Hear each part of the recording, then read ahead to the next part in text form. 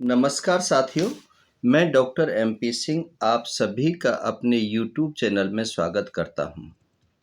साथियों, आजकल जब भी कोई कहीं पर कोई सुसाइड कर लेता है, तब ओम शांति ओम सभी लिख देते हैं। लेकिन उससे पहले की जो जिम्मेदारियां हैं, उसको नहीं समझते हैं कि कौन किसके मकान पर कब्जा कर रहा है, कौन किसकी बहन बेटी को स्कूल कॉलेज जाते समय छेड़खानी कर रहा है, कौन घर में आकर के जवान बहन बेटियों के साथ अश्लील और असभ्य हरकतें कर रहा है, कौन उस पर ब्याज के नाम पर उनके घर मकान दुकान को लिखवा रहा है। साथियों, यह यदि हम पहले थोड़ा सा सोच लें और उसकी विपदा में हम साथ और सहयोग दे दें, तो हम ओम शांति ओम लिखने से बच सकते हैं। आपने कल देखा होगा, एक आर्मी रिटायर्ड पर्सन, एक फौज से रिटायर्ड पर्सन जो एक अधिवक्ता था और वह चौथी मंजिल से कूद करके अपनी जीवन लीला समाप्त कर देता है। आखिर ऐसी कौन सी बात है?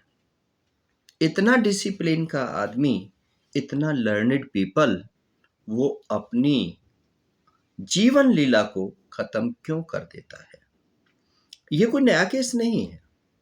पिछली साल भी बार कोर्ट में एक वकील ने ऐसे ही कूद करके अपनी जीवन लीला को समाप्त किया था। और मैं खास वकील की बात नहीं कर रहा, बहुत प्रोफेशनल, चाहे वो डॉक्टर हैं, चाहे वो इंजीनियर हैं, चाहे वो जज हैं, चाहे वो आईएएस आईपीएस है।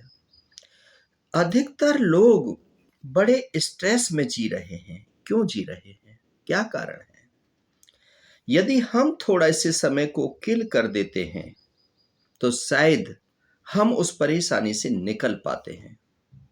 साथियों, कोई भी आदमी जब मरता है, जब उस पर कोई और विकल्प दिखाई नहीं पड़ता है, या तो उसके शरीर में कोई बहुत लंबा रोग है, उसका डायग्नोज नहीं हो पा रहा है, डॉक्टरों ने क्लीन चिट दे दी है और वह स्वस्थ नहीं हो पा रहा, उसकी सेवा करने वाला भी कोई नहीं है, देखरेख करने वाला भी कोई नहीं है, उसके पास इलाज के लिए पैसे भी नहीं है, तो वह आदमी क्या करेगा?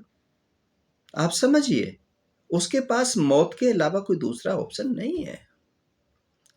एक व्यक्ति जैसे तैसे पूंजी इकट्ठी करके किसी से लोन लेता है, बैंक से लोन लेता है, किसी से 2% पे लेता है, किसी से 5% पे लेता है, मिसेज के जेवर गिरवी रखता है और एक 50 गज, 60 गज, 100 गज का मकान वो लेता है और उस पर कोई बाहुबली आकर के कब्जा कर ले। पुलिस में जाने के बाद में पुलिस उसकी सुनवाई ना करे, पुलिस कहे कि किसका एग्रीमेंट पहले है, किसकी रजिस्ट्री पहले है, और उसमें कहे कि ये तो पुलिस का केस ही नहीं है, कोर्ट में चले जाइए। उस समय वो गरीब आदमी जिसने एक एक पैसे को, एक एक पाई को जोड़ जोड़ करके उस मकान की रजिस्ट्री कराई है, वो क्या करेगा? उसके पास क्या ऑप्शन है? एक जवान बच्ची स्कूल और कॉलेज पढ़ने के लिए जा रही है, उसका स्वप्न है मैंने डॉक्टर बनना है, मैंने इंजीनियर बनना है, मैंने जज बनना है, मैंने बैरिस्टर बनना है, और गंदे लोग उसको रास्ते में जाते समय उसके साथ अश्लील असभ्य हरकतें करते हैं, चिढ़ाते हैं, गलत टॉन्ट करते हैं। जब वह घर पे आकर के कहती है, तो उसके भाई, उसके माता पिता, उनको बुरा लगता है। वो कई बार इज्जत की वजह से अपने आप को ढक लेते हैं, अपनी बेटी को स्कूल कॉलेज से रोक लेते हैं, उसके स्वप्न खत्म हो जाते हैं। ऐसी स्थिति में वो बेटी क्या करेगी? सोशल मीडिया पर बहुत सारी अश्लीलताएं दिखाई पड़ रही हैं।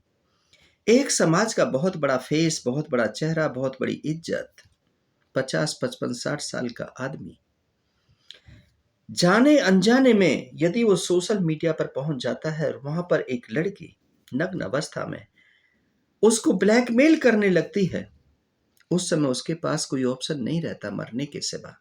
और ऐसे फरीदाबाद में कई केस हो चुके हैं, क्योंकि मैं डिजास्टर मैनेजमेंट का आदमी हूँ। जब हम नहर में कोई गिर जाता है, डूब जाता है, मर जाता है, उस समय हम उसको निकालने के लिए जाते हैं, उसकी डेड बॉडी को सर्च करते हैं, उसके परिवार वालों से बात करते हैं।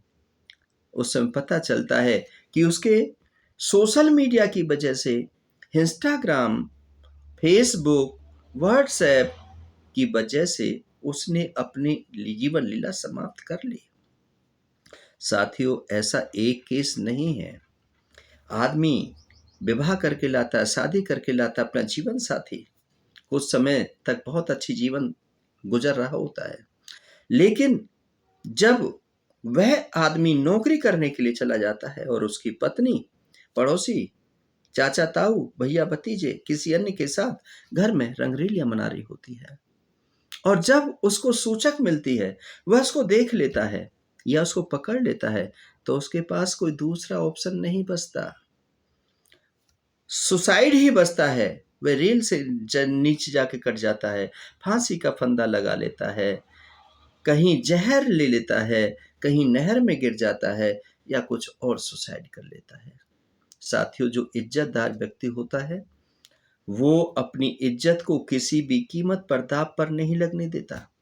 जो कमिटेड लोग होता है, जो वचनबद्ध होते हैं, जो एक लकीर के चले होते हैं, उनके साथ जब फर्जीवाड़ा होता है, फ्रॉड होता है, फॉर एग्जाम्पल मैं बताना चाहता हूँ, एक आदमी ने अपनी 10,000 की कमाई में से 5,000, 4,000 हर महीने किस्त पर किसी प्रॉपर्टी डीलर को देता रहा। 2-4 साल उसने पैसे इकट्ठे दिए, 4-5 लाख उसके पास में इकट्ठा हो गया, और जब उसने कहा कि मुझे बाबूजी प्लॉट दे दो या मेरी रजिस्ट्री करा दो, तो उसके नाम पर उसको न तो प्लॉट मिला न पैसे मिले। गरीब आदमी था, डरा दिया, धमका दिया। उसने कहीं से पैसे उठाए या कहीं जिक्र किया तो वहां पर उसके बाहुबलियों के द्वारा उसके हाथ पैर तोड़वा दिए गए। साथियों, ये बहुत गलत हो रहा है समाज में। इसको कौन ठीक करेगा? इसको हमारा आपसी भाईचारा ठीक करेगा, आपसी प्यार ठीक करेगा, आपसी सहयोग ठीक करेगा। यदि आज किसी के साथ में गलत हो रहा है तो हम आस पड़ोस के यारे प्यारे रिश्तेदार यदि उसके साथ खड़े हो जाते हैं तो उसको साहस मिल जाता है, हिम्मत मिल जाती है, और सामने जो गलत काम करने वाला व्यक्ति है, जो उसको मारने वाला है, जो टॉर्चर करने वाला है, जो उसको सुसाइड करने के लिए मजबूर करने वाला है, वह सतर्क हो जाता है कि इसके साथ 10 लोग खड़े हैं, 50 लोग खड़े हैं। लेकिन साथियों, मैंने जो देखा है, मैंने बहुत देखा है, बहुत लोग मेरे पास आते हैं, मैं काउंसलर हूँ, काउंसलिंग के लिए आते हैं, डिप्रेशन में चले जाते हैं, काम करने को दिल नहीं करता है, नौकरी छूट जाती है, बीवी बच्चे भूखे मरने हो जाते हैं क्योंकि काम का कोई जरिया होता नहीं है। ऐसी स्थिति में बच्चे भी गलत स्टेप उठा लेते हैं और पत्नी भी गलत स्टेप उठा लेती है, तो ऐसी स्थिति के अंदर आदमी सरवाइव नहीं कर पाता है। तो साथियों, इसलिए मैं आपसे निवेदन करता हूँ कि मरने के बाद तो दुनिया ओम शांति लिख देती है, ओम शांति ओम लिख देती है। किसी का मर्डर हो जाता है जब भी ओम शांति ओम लिख देती है, और वैसे किसी के ऊपर आफत आ जाती है जब भी ओम शांति ओम लिख देती है। यदि इस ओम शांति ओम से बचना है तो अपनी जिम्मेदारी को निभाओ, अपने साथियों का सहयोग करो, उनकी मदद करो, और जो गलत समाज में हो रहा है उन बहन बेटियों से मैं निवेदन करना चाहता हूँ, जिस वजह से, गुस्से की वजह से आदमी जब घर से बाहर निकलता है तो तालाब में गिर जाता है, नहर में गिर जाता है, डूब जाता है, बिजली का खंभा पकड़ लेता है। तो इसलिए उस बहन बेटियों से भी मैं निवेदन करूंगा कि थोड़ा-सा अपने गुस्से को कम करें, अपने परिवार को समझें, अपने आदमी को समझें, अपनी बहन-बेटी को समझें, उनको सामंजस्य कोऑर्डिनेशन बनाएँ। कम बोलना बहुत अच्छा होता है, शांति बनाए रखना बहुत अच्छा है, उससे परिवार बना रहता है। परिवार एक बार बिखर जाता है, परिवार टूट जाता है, तो कोई भी आपका नहीं होता है, ना जिस पर आप गर्व कर रहे होते हैं, वह भी आपका नहीं होता है, वह भी छोड़ के चला जाता है।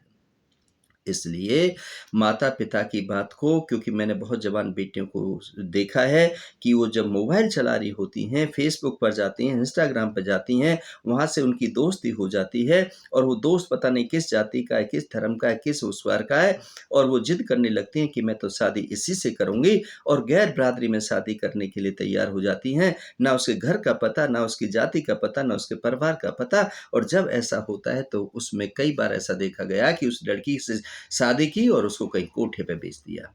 उस लड़की से शादी की, उसके हाथ-पैर तोड़ दिए, उसके अंग कहीं पर बेच दिए, क्योंकि आजकल बहुत गलत हो रहा है। इसलिए जो फ़ेसबुक से दोस्ती करते हैं, इंस्टाग्राम से फ़िर दोस्ती करते हैं नादान बच्चे, उनसे भी मैं निवेदन करूँगा कि अपने माँ-बाप पर विश्वास करो, वो जो करेंगे वो बहुत अच्छा करेंगे। और ये जो आप सेलेक्ट करते हो, आपके पास अभी ज्ञान नहीं है, आपने समाज को नहीं देखा है, इतना ज्ञान नहीं है कि जो आप जीवन साथी आप अपना तय कर सको। तो साथियों, उस चीज़ जब लड़की ऐसा करती है तो कई बार पिता सुसाइड कर लेता है, माँ की हार्ट बीट बढ़ जाती है और माँ दम तोड़ जाती है, तो परिवार में कुछ नहीं बचता। क्या करोगे ऐसे लव मैरिज करने का? क्या करोगे ऐसे उसका?